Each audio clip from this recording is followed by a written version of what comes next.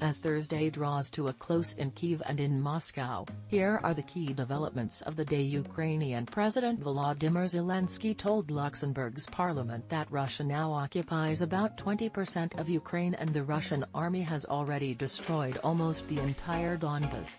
He made a plea for more. Separately, Ukraine's Foreign Minister Dmytro Kuleba thanked U.S. officials for authorizing $700 million in new military aid, including long-range rocket systems.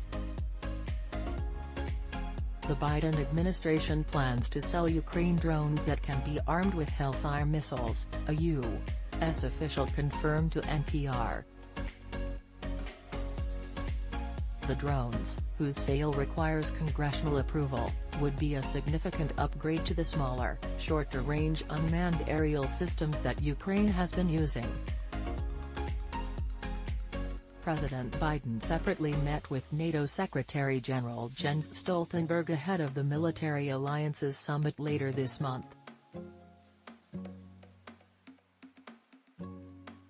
The White House also announced new sanctions against Russian officials and oligarchs, aiming to crack down on evasion of existing penalties and crank up the pressure on President Vladimir Putin and his allies.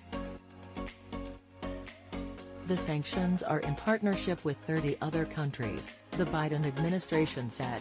They include targets like yachts and yacht brokerages the administration says are connected to Putin and his inner circle. Ukraine more than doubled its interest rate to 25% in the first hike since the war began. The central bank at first froze its 10% rate but now finally increased it, to the highest level in 7 years.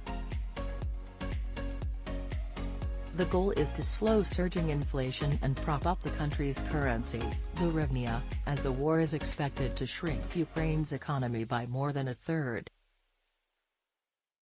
The new U.S. ambassador to Ukraine, Bridget Brink, presented her credentials to Zelensky and said America would stand with Ukraine as long as it faced Russian aggression. Brink is the first permanent ambassador to Ukraine in 3 years. The U.S. Embassy in Kyiv reopened 2 weeks ago, having temporarily closed just before Russia invaded in February. Ukraine agonizes over Russian culture and language in its social fabric.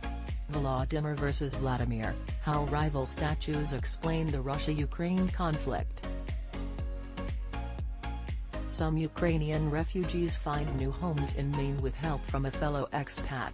A former Estonian president speaks about the war in Ukraine and the way forward.